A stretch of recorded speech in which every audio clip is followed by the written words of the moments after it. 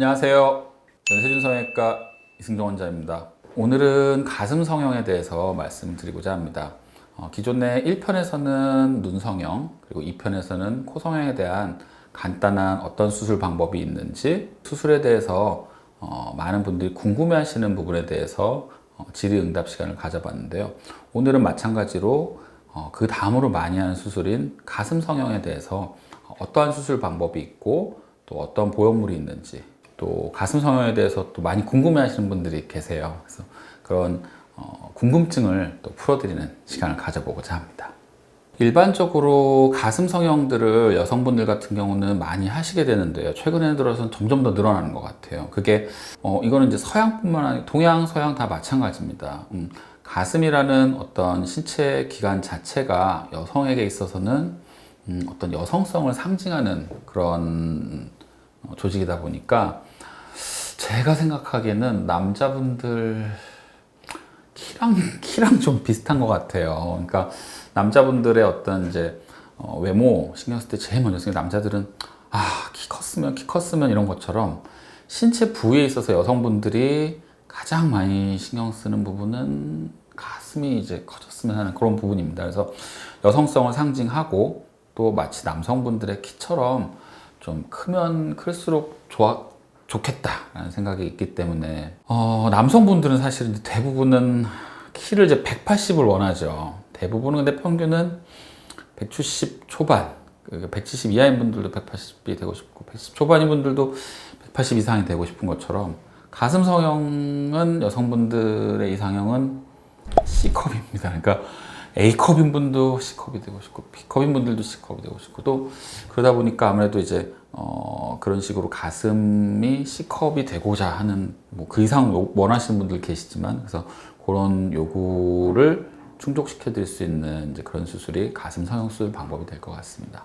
또 하나 말씀드리고 싶은 부분은, 아무래도 이제 최근에는 전체적인 트렌드라든지 이런 것들이 굉장히 서구화되고, 또 웰빙이라든지 또 바디 이미지라든지 이런 것들이 점점 예전에 비해서 더 많이 내 몸매라든지 이런 것들을 가꾸면서, 운동들도 요새 굉장히 열심히 하시잖아요. 그래서 내 몸매 라인이 바뀌었으면 하는, 그런 이제 아름답게 바뀌었으면 하는 그런 것들을 추구를 하시게 되는데, 이게 뭐 다이어트라든지 뭐 식이, 운동을 통해서 내 몸을 좀 더 바디 라인을 가꾸는 그런 것들은 가능하지만, 이 가슴이라는 기관 자체는 운동이라든지 그런 다른 어떤 내 노력만으로는 이렇게 확대가 될 수 있는 그런 부분은 아무래도 조금 어렵기 때문에, 가슴 성형 수술은 수술적인 방법을 통해서 추구를 하시게 되는 경우가 많습니다. 우선 제가 준비한 자료를 통해서 하나하나 좀 말씀을 드려볼게요. 우선 이제 가슴 성형에서 가장 많이 궁금하신 게 절개입니다. 보편적으로 제일 많이 시행했던 절개는 겨드랑이 절개입니다. 우리나라에서 같은 경우는 시행할 수 있는 부분이 겨드랑이 절개, 유륜 절개, 그다음에 요새는 밑선 절개가 빠지지 밑선 절개, 배꼽 절개. 근데 배꼽 절개 같은 경우는 최근에는 이렇게 많이 시행을 하고 있지는 않습니다. 그건 이제 가슴 성형 보형물이 어떻게 변천되었는지랑 연관돼서 말씀을 조금 미리 드리자면, 예전에 이제 한동안 실리콘 외피에 그러니까 생리식염 수백이죠. 생리식염 수백을 쓰던 시대가 있었어요. 그때는 배꼽 절개를 통해서 가슴 조직까지 접근을 한 이후에 보형물이 들어갈 공간을 만들고 생리식염 수백을 넣은 다음에, 그걸 이제 생리식염 수백은 마치가 불지 않은 풍선을 넣어 놓고 그 안에다가 물을 채워 넣는 거예요. 그런 시절에는 이제 배꼽 절개를 통해서 가슴 성형을 시행을 할 수 있었지만, 최근에는 이제 그 코에시브 젤이라고 해서 코에시브 형태 안에 실리콘 외피 내에 젤 형태로 그 실리콘이 충전되어 있는 보형물이 형태로 이제 수술을 하다 보니까 배꼽 절개만으로는 사실은 좀 어려워진 부분이 있습니다. 그래서 배꼽 절개 같은 경우는 최근에는 잘 시행되지는 않고요. 겨드랑이 절개, 그리고 유륜 절개, 밑선 절개를 많이 하는데, 이 중에서도 많이 시행하는 거는 겨드랑이 절개하고 밑선 절개입니다. 유륜 절개를 또 설명을 드리면, 유륜 절개 같은 경우는 우리나라 분들 같은 경우는 유륜 절개로 수술을 하게 되면 아무래도 이제 유륜들이 또 조금 작은 편에 속하게 되기 때문에, 유륜의 크기가 최소 뭐 한 3.5cm 이상 보형물이 들어갈 수 있는 공간만큼은 되어야 사실은 유전절개를 통해서 수술을 할 수 있게 되고요. 겨드랑이 절개 같은 경우는 이제 예전엔 많이 사용되었고 지금도 많이 사용하고 있는 방법입니다. 이 겨드랑이 절개의 가장 큰 장점은 내 몸에 흉터가 남지 않는다. 흉터를 몸에서 피할 수 있다는 가장 큰 장점이 있습니다.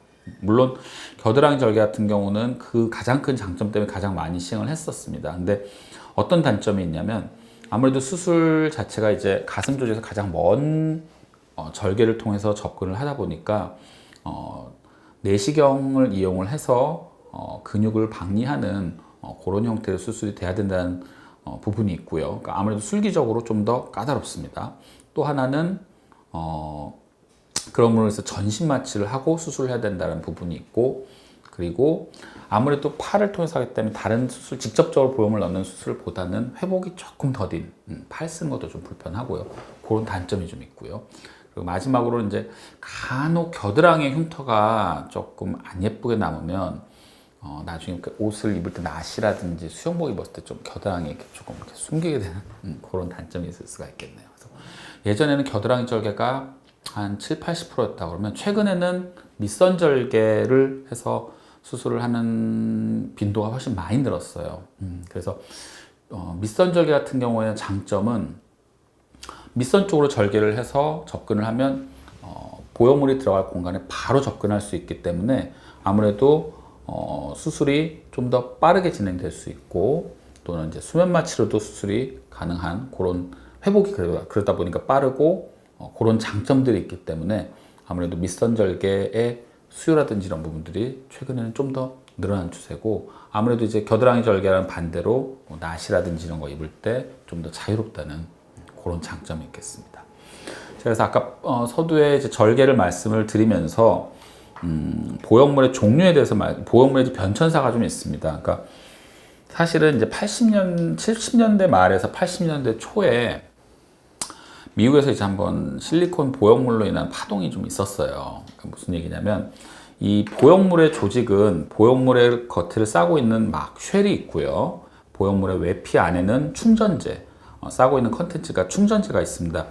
그 당시에 예전에는 실리콘으로 된, 고체 실리콘으로 된 이 막 안에 액체 실리콘을 넣었었어요. 그게 촉감이 좋거든요. 그래서 7, 80년대 이제 미국에서 많은 분들이 액체 실리콘을 채운 보형물을 이용해서 수술을 받으셨었는데, 문제는 게 뭐냐면 보형물의 겉에 쉘이 찢어지면서 파손이 되면서 안에 있는 액체 실리콘이 새어나온 거예요. 새어나오는데 이게 그 자리에 있는 게 아니고 이 유선 조직으로 스며들게 된 겁니다. 그러면서 유선 조직에 스며들었던 그 액체 실리콘이 만성 염증을 일으킨다든지 심지어는 유방암을 일으키게 되는 그런 부분들도 있었던 거죠. 그래서 미국 FDA에서 그 액체 실리콘을 넣었던 실리콘 보형물을 다 금지시켰습니다. 그래서 한동안은 그걸 사용을 못하고 그 이후에는 겉에 실리콘 외피에 안에 생리식염수를 채운 생리식염수백을 사용을 하게 되었었죠. 그러면 그냥 계속 생리식염수백 쓰면 되지 왜 다른 이제 형태 이후에 코에시브 젤이라는 게 나왔냐라고 하시면, 자, 생리식염수백 같은 경우는 얘는 촉감이 안에 이제 물을 채웠다 보니까 만졌을 때 물주머니 같은 느낌이 나는 거예요. 네, 모양은 유지가 되지만 촉감도 사실 굉장히 중요한 요소지 않습니까? 그래서 물주머니 같은 느낌이 나다 보니까 이후에 그럼 액체 실리콘이 아니고 이게 파손이 되더라도 실리콘이 주변에 스며들지 않으면 되지 않느냐라는 아이디어로 안에 이제 코에시브 젤이라는 실리콘이 이제 개발이 된 겁니다. 그러니까 코에시브 젤이라는 거는 이게 안에를 보면 고체, 이게 만져지는 고체가 아니고 약간 젤 형태예요. 주변에 스며들지 않고 액체도 아니고. 그래서 그런 코에시브 젤을 안에 충전을 해서 나온 보형물을 현재 가장 많이 사용을 하고 있습니다.